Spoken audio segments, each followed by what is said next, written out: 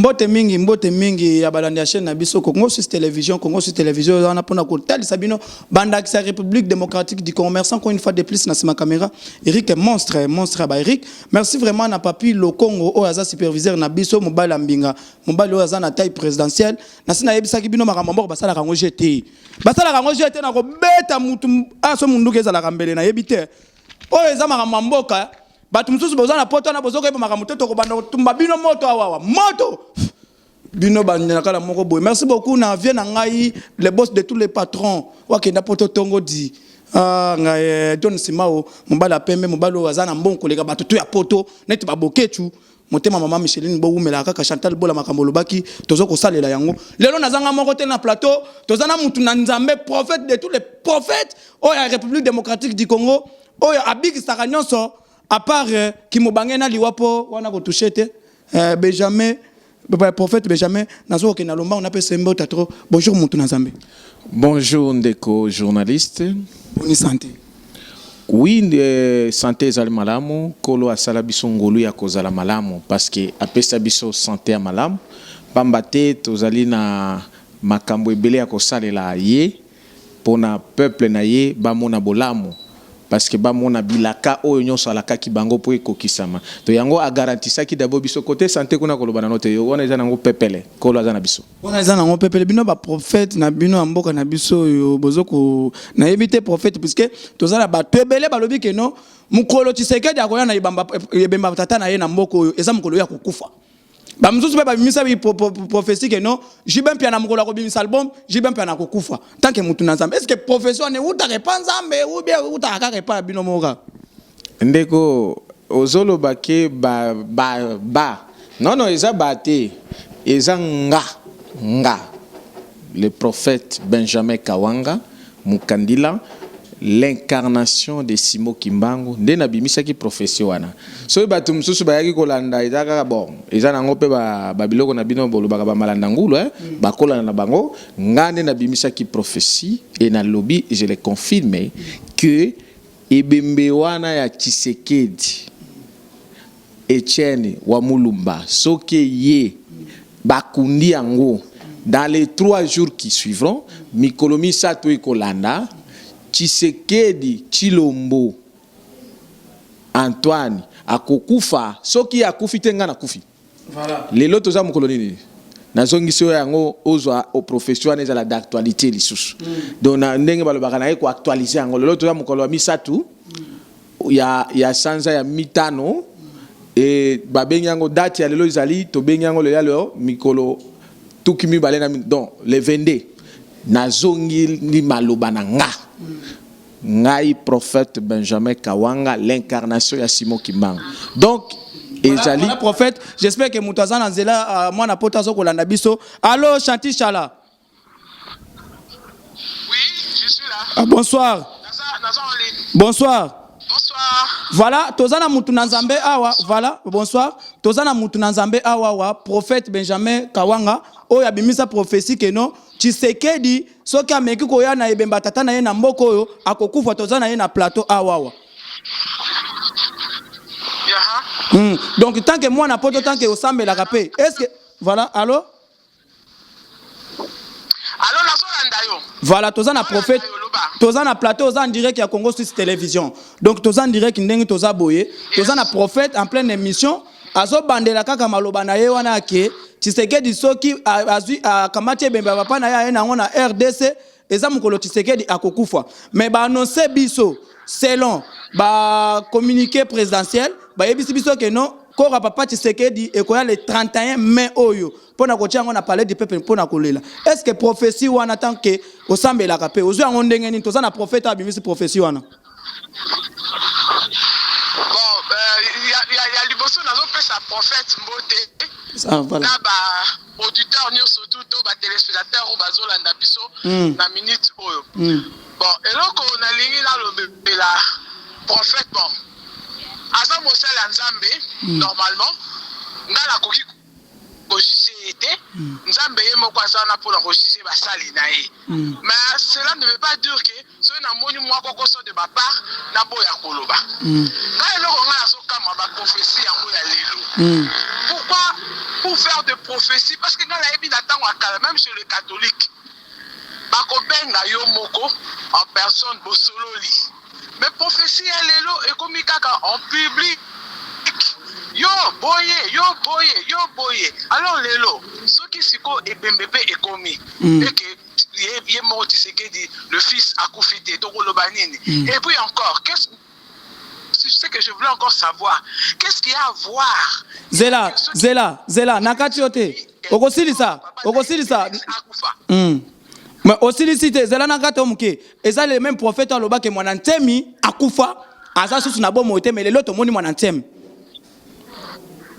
mais to moni mwana ntemi siko loko msu na ngana loba qu'est-ce qu'il y a à voir ce qui n'est papa ya Félix et Félix amemi ebembe ya papa na ye siko ebemba papa ya Félix ekoboma Félix na nini. Voilà, prophète, j'espère. Voilà, Yanolaye, prophète, Yanolaye, voilà. Très bien, ndeko otuni mutuna na yo bien, parce que l'Obama que mon peuple est péri par manque de connaissances. Et la Bible elle confirme encore que un peuple sans révélation, c'est un peuple sans frère. Mutuko ezanga frère, oyebi mutuka na ndenge salaka ba dégâts et bomaka batu et buka même bandako. Alors, eloko nini ko sala keno ebembe ya Tshisekedi eboma ebembe ya Tshisekedi eboma Tshisekedi parce qu'il y a d'abord la continuité de Tshisekedi, il y a l'héritage, il y a les noms et l'héritage. Il y a parti héritage pe ya okitisme ya kindoki ya mindele oyo Tshisekedi papa zalaki nango mwana pe héritier nango ça c'est un ndenge moko pe héritage wana esalama na Kabila parce que Kabila obino o distinga Kabila le père Kabila le fils mais le nom là-bas c'est Kabila le père akufi atiki Kombo République démocratique du Congo Kabila mwana a héritier. Mais sikoyo a héritier Kombo, a héritier per République. Mais ba ignora, ba benga est quatrième président. Alors qu'il y a jamais qu'on a la quatrième président, c'est la troisième président. Oh, ce qui est dit, moi je ne vais pas prophétiser, d'abord prophétiser. Nazo rappeler des prophéties existantes. Il a été prophétisé ceci, ce qui bino bolandango te namboko, je le répète, que les trois personnages ont participé na liwa ya Lumumba, na liwa ya ba Emmanuel Kimba et les autres ont pendant bango na stade de Martyrs. Mokote akoko kundama na Congo te. Voici les trois personnages wana. Boyebi Moïse Tshombe. Liwana ye akufa bakunda ye wapi? Libanda. Nani Mobutu Sese Seko. Akufa liwana ye kundama wapi? Libanda. Etienne Tshisekedi oyo azalaki pe ministre intérieur ya Mobutu akufeli bango nyonso bakufa kadabo Libanda. Donc okundama na bango il faut esalema wapi? Libanda. Lokola siko mwana na ye akeko sala pacte satanique on a démontré ango et prophétiquement et physiquement le 29 na conférence de presse bakeko sala pacte satanique na Kabila pour na trahir le Congo. Oh, si Laurent Désiré Kabila a été tué, il est mort parce qu'il a commencé à trahir le Congo. Et Tshisekedi, le père, était d'abord le premier à trahir le Congo parce qu'il a fait le pacte occulte en menant le pays la complicité satanique na bangona Mobutu pour Congo et Salaboy. Deuxième chose, son fils a hérité le même pacte occulte na ya occultisme pour na renforcer le Congo etikalana na maboko ya satanisme o ezali lelo doublé na maboko ya Rwandais. Congolais nyonso même au bino botikala na ba sentiment boyebi que le Congo est allé diriger sous ce que j'appelle la sous-traitance à Rwanda. Au Tshisekedi est allé se prosterner devant le Rwanda na mémorial à génocide rwandais oubliant mémoire ya ba Congolais nyonso bazali tué par Kabila Kagame et en commençant par Obino Bobenga Bango base na limité. C'est là où il s'est mis lui-même debout en disant que je t'adore toi Kabila, toi qui as tiré mes frères. Alors que na isika wana na limité nde batu oyo Kabila kunda bango, aboma bango, akalsina bango, atumba bango. Et il s'est encaparé à se faire outrepasser na makila wana, na ba ame wana. Parce que complicité na bango ya depuis longtemps na papa na ye, ça a été sacrifier le sang des Congolais pour que bango ba régner. Il a oublié na IDPS wana baloya ki batu. Même pas quelques années plus tard, quelques jours plus tard, Kabila a instauré les tueries les plus inexistantes na Kasai. bah, même frères et sœurs Kasai qui ont été tués par les mêmes Kabila, mais lui il est allé se faire un deal avec lui na Kingakati et deal wana ezali na objectif ya ko céder mboka, ya ko teka mboka. Oh, le Congo c'est un pays biblique qui existe dans la Bible. C'est comme ça que Dieu a décidé de frapper tout celui qui s'est mis contre la volonté de Dieu pour ce peuple. Parce que ce peuple ne peut plus rester dans l'esclavagisme. Oh, l'esclavagisme spirituel, le salami n'a pas politicien, on va commencer par Tshisekedi, père et fils, et les autres. Il y a kokota na occultisme, et il y a kokota lisusu na Kagame Kabila pour envahir le Congo. Et Tshisekedi, il est allé se comploter na Yangwana. C'est pourquoi la sanction divine arrive. Voilà. Et je dis et je le répète, la prophétie est là. Voilà la raison qui fera, c'est que si il veut aller à la contre de la prophétie de Dieu qui a été dite parmi les trois personnages, il subira la volonté de Dieu, c'est-à-dire la loi de la trahison. La loi de la trahison, c'est la mort. C'est comme ça, je le dis, lisez bien Ésaïe 30. Le Seigneur m'a parlé sur la mission de Tshisekedi. C'est un traître. Il a dit ceci: malheur aux fils rebelles, ceux qui se complotent contre la volonté de Dieu, faisant les alliances avec le Pharaon. Parce que je suis le seul à vouloir démontrer que non, Kabila c'est un Pharaon qui est venu prendre le peuple de Dieu en otage. Et lorsque toi tu te complotes avec le Pharaon, la Bible dit tu es malheureux. Et lorsque celui qui est malheureux, c'est la mort qui amène un malheureux. Donc c'est un homme maudit, il a sa place à la mort. Voilà. Ngai nazaba nkite, chati chala wetu. Ngai na silisi boye puisque bitumba oyo ngai na koka ko silisa ngote il faut bana poto il faut lobela parce que nil part ailleurs ndenge na yebisaka bango na kobanga kaka nzala na liwa mais maloba na kozanga jamais. J'espère que ozubi ya n'avait pas mutu na nzambe pasteur oyo azokoloba ke mukolo Tshisekedi akomema pena ozubi ya no j'espère. Quelque part Nalandi est bien, quelque part Makambu Moussou Salobi vraiment il a grandement raison. Là je suis pour lui. Mais le Moussou Nalingi n'a rectifié nanou. Kabila le fils Azaka Kabila. Voilà. C'était Kanambe. Et puis pour dire que Tozana nous la troisième république. Non, commis la quatrième. Et la troisième république, qui te commis la quatrième république comme aujourd'hui. Dans la cinquième. Pourquoi? Parce que troisième république c'était dirigé par Kabila et le quatrième c'est dirigé par Kanambe qui est un Rwandais. Dire aussi que Félix a trahi les Congolais, ça je ne peux pas mentir, ça je ne peux pas nier, ça je dis totalement que le prophète a raison. Non, le prophète a raison. Voilà. Loba. Il a raison. En tout cas, il a totalement raison. Mais dire que quand Félix il y a papa naïe koya akukufate. Ce qu'il y a le bakata, soit des prophéties.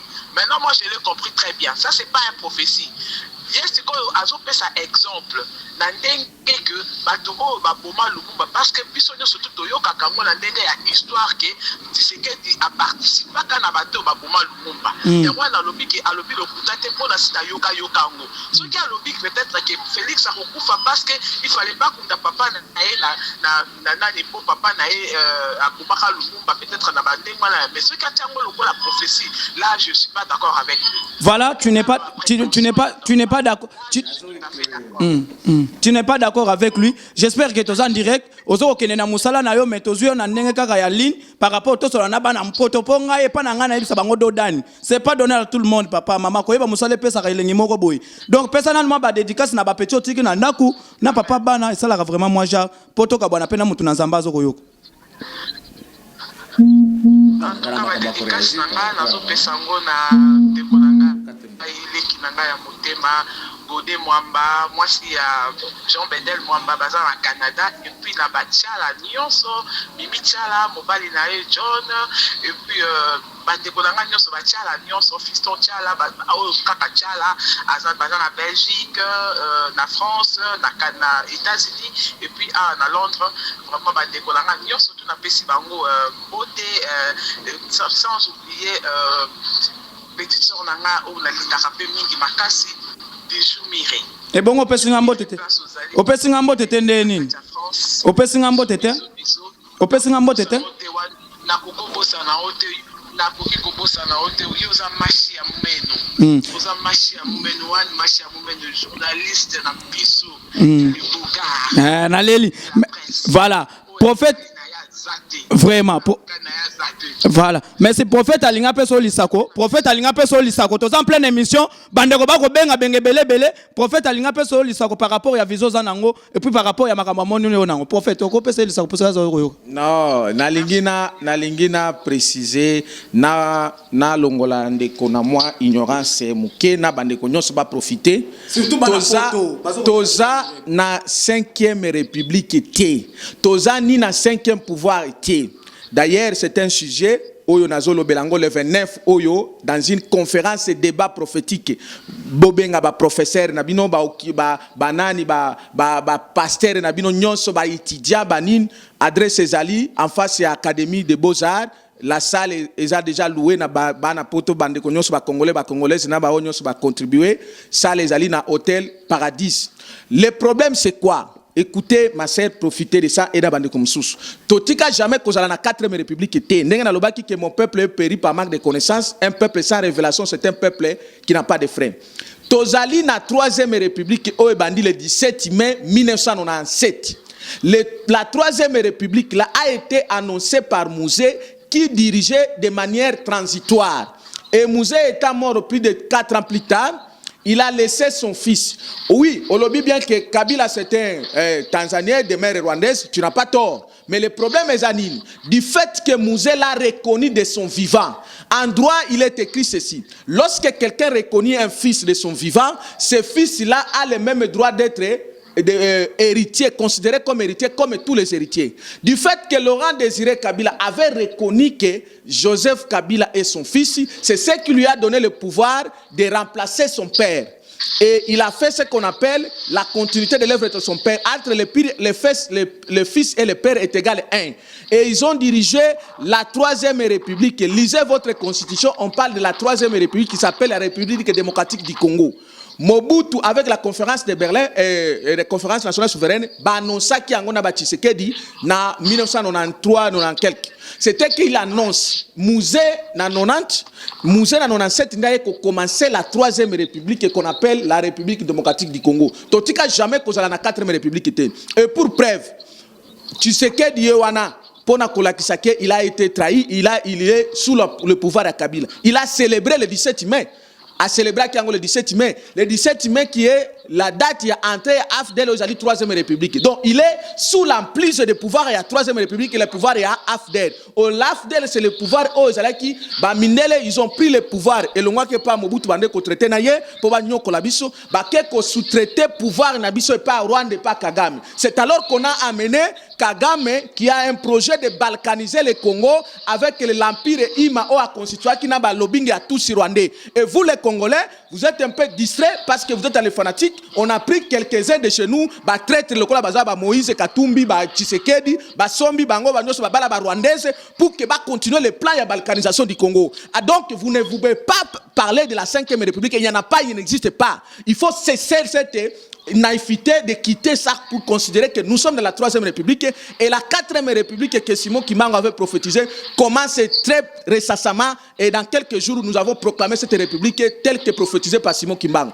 Par rapport à ce que Mobutu Olobi Keno a prophétisé, c'est la prophétie. Ça a été dit, c'est comme ça que Lumumba, Mobutu, ils ont subi ça. Maintenant, l'entêtement de Tshisekedi par rapport à Dile Naena Kabila, il veut se faire une publicité, il veut se faire une popularité.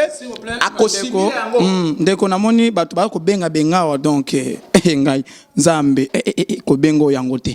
Merci beaucoup, vraiment. J'espère que Azuye Yano. Azaye mon côté, Batubako Benga Benga. J'espère que Tokozo appelle de Komususu Nanzela, Poto Kaka.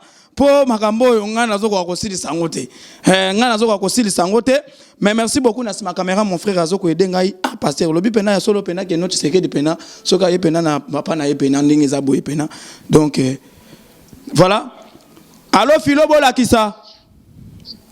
Oui. Bonsoir. Bonsoir. Ouais, c'est Bogard de la presse congolaise, aux en direct qui est à Congo Suisse Télévision. Donc, tous en direct, tous en pleine émission. Tous en a pasteur, Moutuna Nzambe, Oyo, annonce à Loba que Mukolo Tshisekedi a comme Ebemba Papa na Bango, aye nango na RDC, za Mukolo Tshisekedi a kukufa.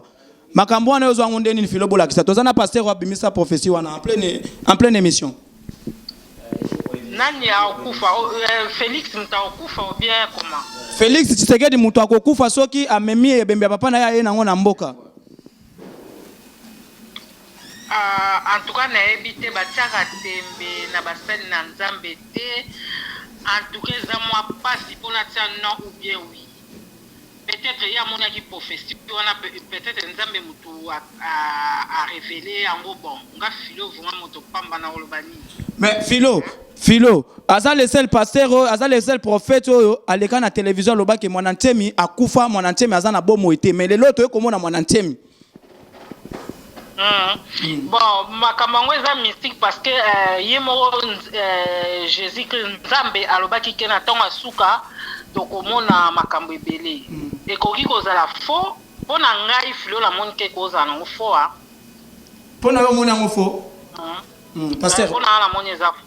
J'espère pasteur à répondre yo pasteur, j'espère que Philo bolakisa azape congolaise azo vivre libanda mboka na Europe na poto andimi po aya no la yo alobi ke prophétie no lobi wana eza faux. Est-ce que ozana loba lo bato en direct pour nous mettre la caméra.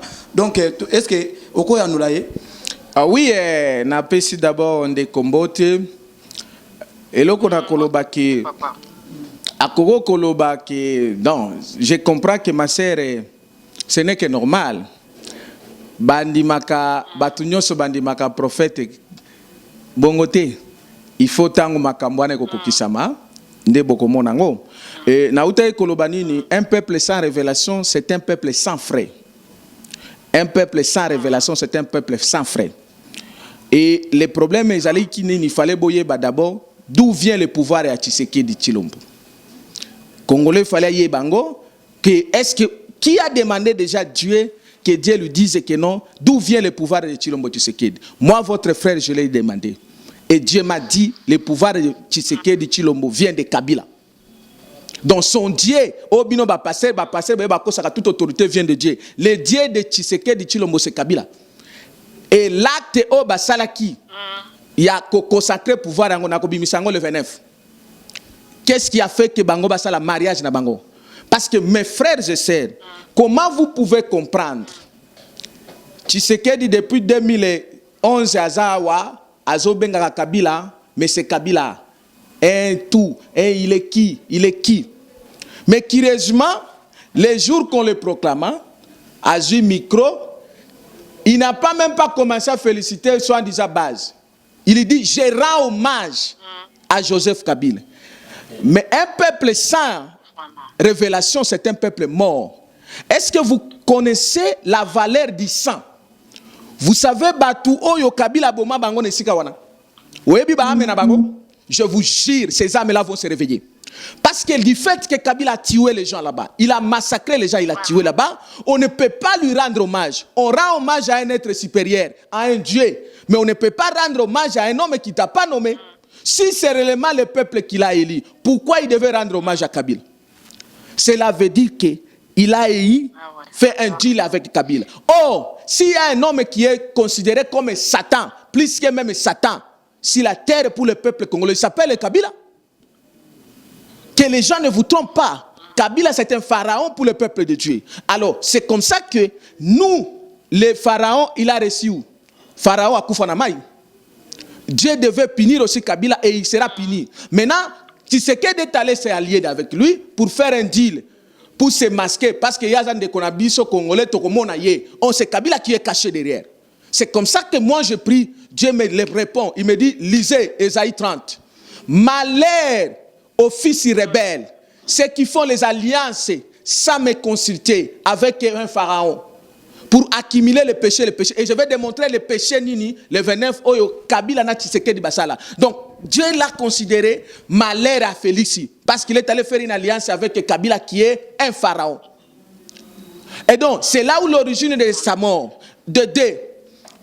Le corps de Tshisekedi, la prophétie a été dite depuis bien avant. Donc, Mobutu, Moïse Tshombe et Etienne Tshisekedi, ils ne peuvent jamais mourir et au Congo, ni être enterrés au Congo. Donc, Tshisekedi a subi la même façon. Il est allé mourir à l'étranger. Pourquoi on a Gizenga Koufagi na Congo, Yako Koufana Congo? Il y a un mystère. Mais oui, pourquoi il se soigner? Son esprit était à l'étranger parce qu'il était parmi les pactes occultes qui dirigeaient de ce pays ensemble avec les Mobutu pour coloniser ce peuple de Dieu. Bon, donc, est-ce que tu as un lobby que notre secret d'accueil j'espère que l'année débat, parce que tu as en direct Philobo la question. Tu n'as pas pasteur, tu n'as prophète, tu n'as pas un lobby que nous, pour l'année n'a qu'à faire la Libana Mbok. L'outum a pas l'année n'a qu'à faire la Libana Mbok. Lui, on va faire la Libana Mbok. Est-ce que vous faites la Libana Mbok et ça, ils sont que nous, ils impactent au ciné? Je parle des hommes politiques qui dirigeaient le pays. Je parle de Lumumba, je parle de Moïse Tshombe, je parle de Mobutu, je parle de Tshisekedi. Tant que vous allez qui malade, vous faites la paix. Si vous allez comparer ça naba Yolo, naba Nani, ça c'est trop primaire. Moi je parle des hommes d'État, les hommes politiques qui ont dirigé, et cette prophétie leur intéresse. Parce que, écoutez, moi je te parle de la volonté de Dieu. Nazolo Belao, c'est qui est la pensée de Dieu, c'est qui est la volonté de Dieu. Batouana, parce que basala ba pacte na bango occulté avec l'occultisme. C'est comme ça qu'il fallait ba kende koku fela esika oyo minimum na bango. Mais oui. Tu n'as pas tort. Moi, je suis Daniel. Daniel, il a connu ce qui se passe dans les ténèbres. Mais il n'était pas dans les ténèbres parce qu'il a invoqué le Dieu le Père. Lorsqu'on invoque Dieu le Père, il te révèle ce qui se passe dans les ténèbres. Mais lui, il est lumière. Ça veut dire que si tu pries le véritable Dieu, comme moi j'ai rencontré un homme qui s'appelle Christ, qui a pris corps à moi, il me révèle ce qui se passe dans les ténèbres, mais lui il est lumière. Cela ne dit pas que au monde babilo ba kosa kabino wana. Soki muntu ayebi makamozo le kakuna, ce que yaza kuna faux. Nzamba ayebi makamozo le nani na et pas Satan. Est-ce que Nzamba Satan? C'est faux. Et lorsque tu es le véritable de ce Dieu là, akola kisayo makamozo le kana kote munguna. Ce n'est pas dit que nous osakuna. Et donc parce que Batouana, l'histoire de ce pays doit être écrite maintenant véritablement, comme l'avait dit Lumumba. L'histoire du Congo sera écrite véritablement. Parce que nakati yote mutu nanzambe toza en pleine émission nakati yote pona yota ngozo bakino Tshisekedi azaso kindengeni sokini pona yo batelo nani mokozamboka oyo nzamba yebi parce que ba otu oyo ba Tshisekedi oyo zo boya mukuna yo lobi ke Mungu naza Satan. Moïse Mbiko tu n'en parles même plus, lobi ke yeku taza na esprit python. On dit makao normalement nani akoma président et puis on dit makana nani pasteur. Parce que bana poto toza en direct bana poto wazola na makambo na solo. Donc on dit makana nani. Il existe un homme qui a porté l'esprit de Christ à lui, qui est l'incarnation de Christ au Congo, qui s'appelle Emmanuel Dodi. Point barre. Et bam pasteur Moussou Bazali. Au Bazali, bino boyebi ba. Pasteur comment nani? Emmanuel Dodi. Point barre. Philobo la kisa, oyebi Emmanuel Dodi pas? Oui. Oyebi Emmanuel Dodi non. Non, voilà, très bien. Voilà. OK, ayebi était parce que mais pas pasteur na bino bazo yebana te. Bazo yebana te c'est que bazana makambu te. Yoka oko yebana dans le mal. Il na yebana dans le mal. Mais ayebana dans le mal. Moïse Mbila ayebani parce que ayemba gege. Il faut ayebana. Muko aeritia nani ensemble à papa na ye. Muko na yebani parce que abotola ensemble aux alaki association de commerçants de Kasai à bongisa komi nani commission de sa église et abala basimi bala. Fayebana. Kabunda le se fayebana parce que a salini. Oyebi ke yena nani na dingwe bazaka na kisi na bango moko ba akenoza kisi ba ding. Il faut bayeba. Voilà. C'est pas Philobo la kisa, j'espère que oza mondimi ya Kabundu alesa ozoko yoka ndenge mutu na Nzambe azoko papola ya lobi bango na dingo ba kopera kitoko. Ya nola ye na mutu no parce que bitumbonga na kokana ngati. En tout cas, pour papa Kabundi Walesa bon, na koki komela mbondo te parce que mutu azaka mutu.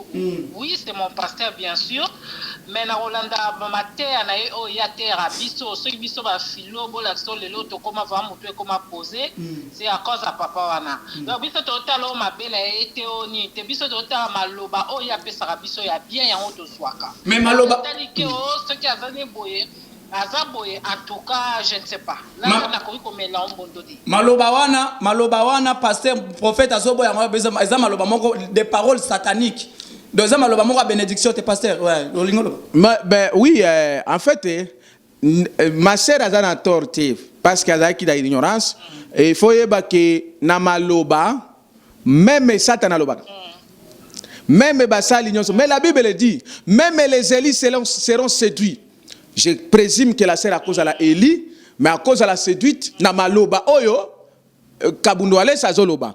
Mais peut-être là où le peuple de Dieu devait prendre la connaissance de faire ceci, c'est de prier d'abord, de demander à Dieu. Parce que l'humanité aujourd'hui est détruite. est détruite. Et la première phase de la destruction de l'humanité aujourd'hui, ce sont les pasteurs, c'est l'église qui est enclavée, et surtout l'église congolaise. C'est pourri des occultistes et des satanistes qui se moquent avec les dieux. Donc, Abundu Alessa, Mukuna, Mutombo, Kutasisa, Misapinyo, Chazo Katango, pour Nabakisina.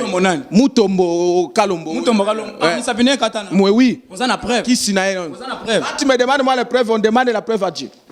Mais on me fait Dieu, il doit avoir les preuves. Mais dans le bien, quand Mutombo, Kalombo, donc, Azarana Misapité. Mais, Nabengi Bangono sur la conférence débat prophétique. Mais, c'est bon. C'est une confrontation. Mais akata yao ya makolo maser. Tuna ba l'église tang balongola akoya ka balongola sapato yebani akata misapinyo. Misapimi bale sekenda na makolo nae. Alors bazo ya kapona ko envoûter le peuple de Dieu, bazo sala bakisi na bango ya ko benga ka ba peuple ba ya ka belé na ba église. Maintenant le temps est arrivé. Pourquoi on a organisé une conférence de débat? C'est là. Mogisho, ndeti Mogisho sikwa ke kangama la braza kuna mabele kimingi ba sala tu mitema bango sala bosolo ko siko yo wana Mogisho ana ngambo ya braza bakangie. Voilà, au rose numéro à prophète Mutuna Zambé pour bobenga na après ça la moi Jacques Kaza Mutuna Zambé, j'espère prophète au sa numéro pas en direct. Donc vraiment kamba ya solo les bogards de la presse parce que maloba mingi otozoka na o balobi bo basali bo donc dès quand alobi ba satan pe ba koloba maloba o ezake biso ba nzambe poto kwesa. Voilà, j'espère que vous en direct au cause de public na kaye au comme numéro à Moussa Nzambe et mususu moi le sako la musique ça la moi parce que a délivré déjà ba kabundu aller ça bazana kiss. Oui, numéro e kopé sama ezali pona bande konyoso. Papa na zo stilo en tout cas ozo mamba solo. Filobo la kisana yebisa kabino ke pa na ngai tozo kolala en direct tozo kolala pona musala oyo makambo bonde to lingela ka bana poto bana monda te nani asala makambo oyo obengi batu na poto bino na kisasa bozo kolaka en direct na émission nani ngwa salango toloba te bogarde de la presse bote boya poudre. Les bogards de la presse parce que mambozo sala donc nzamba ko tika ote quoi. Voilà. Donc oui. J'espère que aussi big déjà appelle sa numéro. Oui, numéro ezali plus 243 85 67 034 56 85 67 034 56 56. Benjamin Kawanga, ma sœur, le peuple de Dieu que nous sommes, nous les Congolais, nous sommes le peuple de Dieu. Nous aimons notre Dieu véritable qui est Jésus-Christ. Mais, précédents, ils ont trahi Dieu. Ils nous ont trahis. C'est comme ça que Dieu m'a restauré comme il avait restauré Élie. Bangonyo sobaya na conférence débat prophétique. Baya pété l'eau les okita. Et la bango, et la politicien congolais, je le dis 90% bati bakota kisi bati kanzambe kala. Bazotika la bazo envoûter le peuple de Dieu. Que Dieu vous ouvre les yeux. Vous m'appelez, je vais prier pour vous. Et après prière, tu vas demander à Dieu, il va te démontrer. Yomoko, après que moi, tout n'anzamba qui sabino batouana. Bandekwana basakani na peuple de Dieu inutilement. Parce que le temps est arrivé, Dieu a aimé son peuple. Mais bandekwana bazo yibaba étoile. Yaba nanzambe. Na bakisi na bango basiba insora ba temple on est comme ba temple satanique soki okoti wana nzamba fongoli bino miso bokolela nenga na la chaque jour. C'est comme ça que le temps est arrivé pour que ce peuple soit délivré. Il est inconcevable batoazo mi benga ba sali nzambe me bazo zwa nzambe basangise na bakisi. Il n'y a plus Dieu là-bas. Notre Dieu le vrai Père, il ne peut pas être mélangé par un autre Dieu.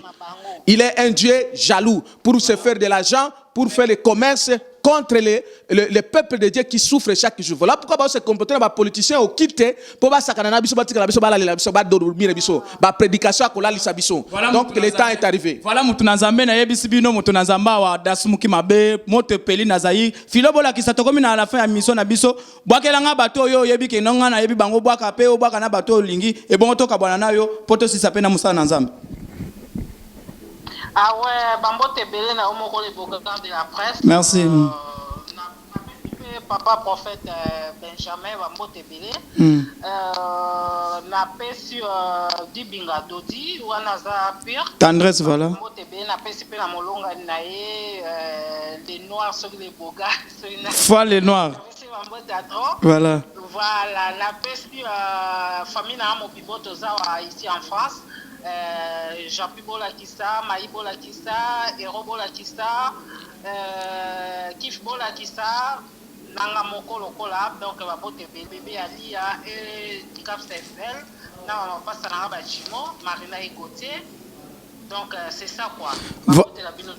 Voilà, merci beaucoup Philo Bolakissa. Na pesi pe mbota trop na boka sa Philo Bolakissa na pesi Chantal Bola Mama Paradis bambota trop. Pole ça vient na ngai donc kaka ndenge ezala kaka idéologie ne tombera jamais pour Paul Mukelenge de beaux gosses à Londres puisque balobini à Londres déjà za bogar ngana kisasa bogar babote boya poudre chimene kala 1000 fois star bambota trop mutu na Nzambe j'espère que tokoma à la fin mais toko kabona bon te faut passer message moko eza din na bana Nzambe o bakotala yo et puis na numéro de téléphone olobi le 29 fondé makambu lo le kokita mutu na Nzambe okosala makambu nini na bosali le 29 ans encore il y a papa Tshisekedi au Kitagishasa. Kora papa Tshisekedi zo kita le 31 mais il y a ko sala milulu ne le 29. Ah d'accord. Donc mutu na Nzambe ne to saboye. D'accord. Donc ne to saboye to kabwani mais pesa message moko eza din et puis ça très clair au sala nini on a ne sale matin pour se ba muku na baseku sa ba bibembe to mona ba kankenza ba fofu ba aveugle ba mona to mona bato alokota bambongo banyawe loba bablo nini okosala oyo onan basala te pa batu na yo ba ene na makamba ministère. Ah mon frère, baseku sa bibembe ya lukuta na bako ya solo ya ba arrangement mais baseku sa kongote bakangola kongote congolais na congolaise batikala na boumbu depuis la colonisation bazongisa biso na colonisation deuxième phase. Il y a des politiciens 90% ba okitise ko banana Tshisekedi père office et les autres là, les bandes de Kabila et les autres, ba eko koti sabiso sous na colonisation, sous colonisation ya Rwanda, sous-traitance.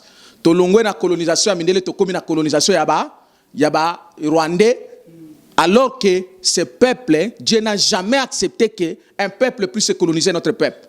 Maintenant qu'on a subi cette colonisation, il faut que ça s'arrête.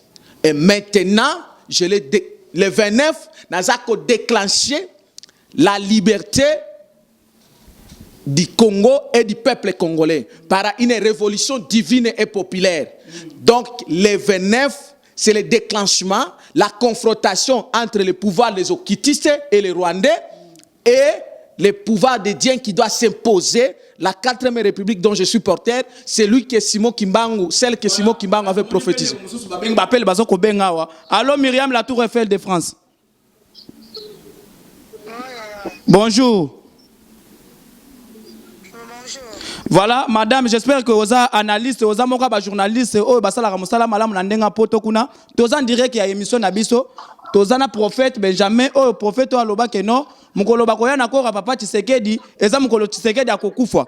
Asa le seul pasteur oyo aloba keno Mwanasemi akufa azaka lisusu te mais lelo to komona Mwanasemi. Tous en na plateau tous en direct il y a émission nabiso oko lobela nini.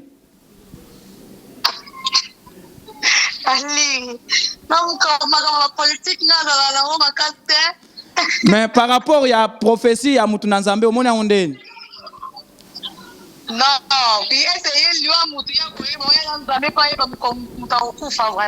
voilà, pasteur, est-ce que vous avez monté par exemple